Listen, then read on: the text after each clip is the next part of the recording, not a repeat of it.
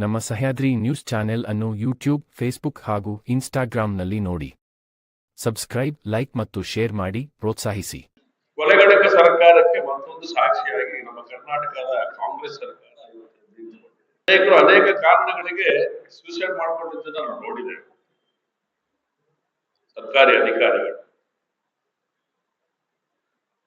ಶಿವಮೊಗ್ಗದ ವಿನೋಬನಗರದಲ್ಲಿರುವಂತಹ ಚಂದ್ರಶೇಖರ್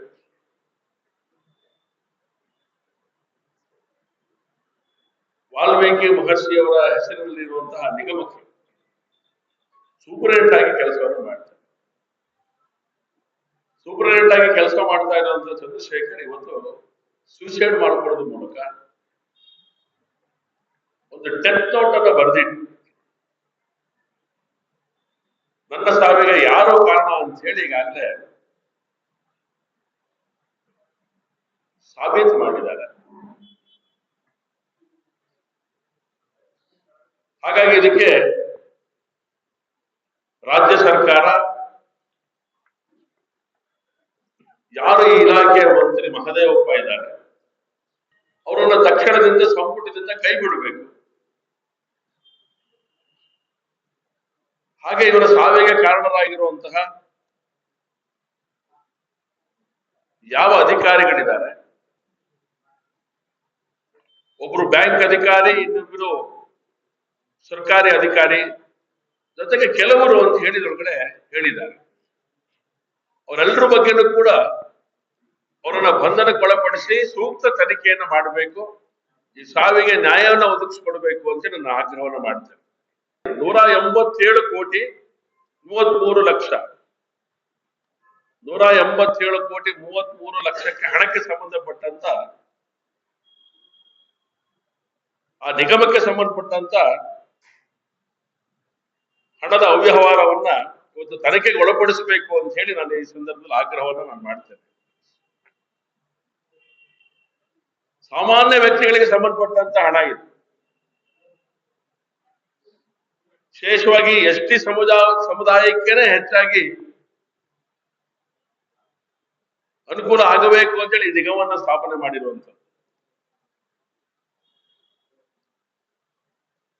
ಈ ವಾಲ್ಮೀಕಿ ಮಹರ್ಷಿ ಅವರ ಹೆಸರಿಗೆ ಕಳಂಕ ತರುವಂತ ರೀತಿ ಒಳಗಡೆ, ಆ ಸಮಾಜಕ್ಕೆ ಅಪಮಾನ ಆಗುವಂತ ರೀತಿ ಒಳಗಡೆ ಈ ಇಲಾಖೆ ನಡ್ಕೊಂಡಿದೆ, ಈ ನಿಗಮ ನಡ್ಕೊಂಡಿದೆ. ನಿಗಮದ ಅಧಿಕಾರಿಗಳು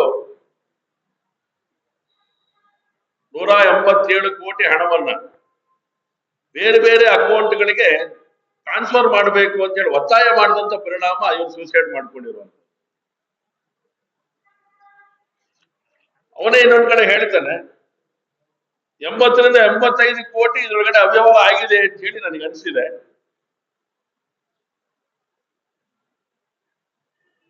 ಅಕೌಂಟ್ಗಳಿಗೆ ಟ್ರಾನ್ಸ್ಫರ್ ಮಾಡಿ ಅಂತ ಹೇಳಿದಾಗ ನಾನು ಬೇಡ ಅಂತ ಹೇಳಿದ್ರು ಕೂಡ ಕೇಳಲಿಲ್ಲ. ಅದು ಮುಂದುವರೆದ ಮಾತನ್ನ ಹೇಳಿದ ನಾನು. ಆದೇಶ ಸೂಚಿಸಿರುವ ಹಿನ್ನೆಲೆ ವರ್ಗಾಯಿಸಲು ವಸಂತನಗರ ಶಾಖೆಯ ವ್ಯವಸ್ಥಾಪಕರಿಗೆ ಇದನ್ನು ಕಳಿಸುವಂತ ಪ್ರಯತ್ನ ಮಾಡ್ತಾರೆ.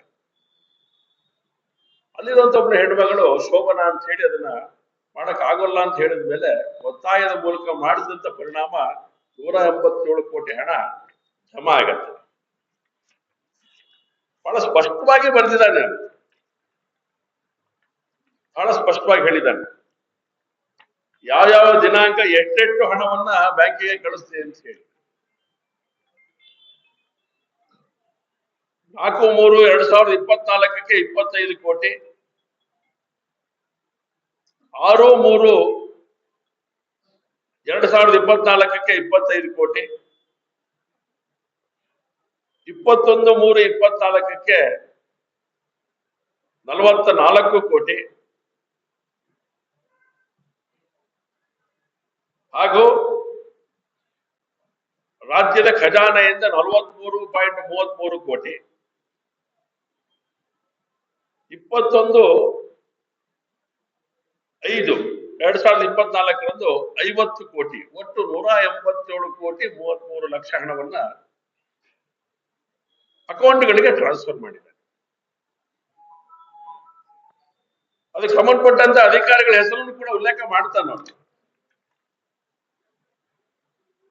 ಜೆ ಪದ್ಮನಾಭ್ ಅವರು MD ವ್ಯವಸ್ಥಾಪಕ MD ಅವರು ಮತ್ತು ಅವರ ಸಂಗಡಿಗರು ಅನ್ನುವಂಥ ಪದಪ್ರಯೋಗವನ್ನು ಮಾಡ್ತಾನೆ.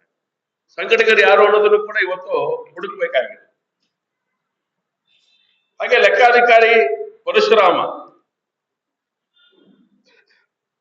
ಅವರು ಈ ಒಂದು ಕೃತ್ಯದೊಳಗೆ ನೇರ ಭಾಗಿ ಅನ್ನುವಂಥ ಮಾತನ್ನ ಹೇಳ್ತಾರೆ.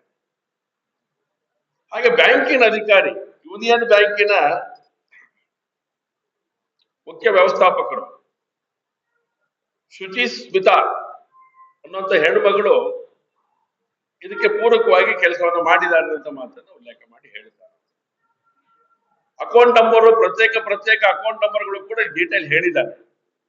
ಮಾಡೋದ್ರ ಮೂಲಕ 187 ಕೋಟಿ ಹಣವನ್ನ ಟ್ರಾನ್ಸ್ಫರ್ ಮಾಡಿದ್ದಾರೆ.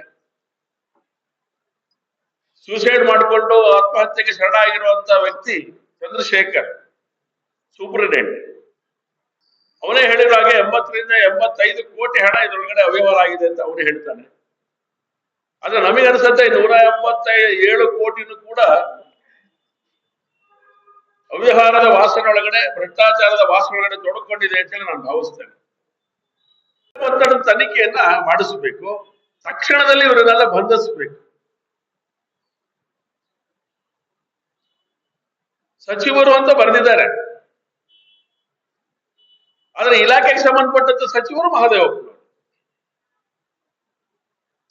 ಹೆಸರು ಉಲ್ಲೇಖ ಆಗಿಲ್ಲದೆ ಇರಬಹುದು ಈ ಡೆತ್ ಶೀಟ್ ಅಲ್ಲಿ, ಡೆತ್ ನೋಟ್ ಅಲ್ಲಿ. ಆದ್ರೆ ಇಲಾಖೆಯ ಸಚಿವರು ಅಂತ ಹೇಳಿದ್ರೆ ಮಹದೇವಪ್ಪನವರು ಬಿಟ್ಟು ಬೇರೆ ಇನ್ನಾರ ಇದ್ದಾರೆ ಅಂತ ನಮಗೆ ಅನಿಸೋದಿಲ್ಲ. ಹಾಗಾಗಿ ತಕ್ಷಣದಿಂದ ಅವರನ್ನು ಸಂಪುಟದಿಂದ ವಜಾ ಮಾಡಬೇಕು ಅಂತ ಹೇಳಿ ಕೂಡ ನಾನು ಆಗ್ರಹಿಸ್ತೇನೆ. ಹಾಗಾಗಿ ಆ ಕುಟುಂಬಕ್ಕೆ ನ್ಯಾಯ ಕೊಡಬೇಕು. ರಾಜ್ಯ ಸರ್ಕಾರ ಅತ್ಯಂತ ತುರ್ತಾಗಿ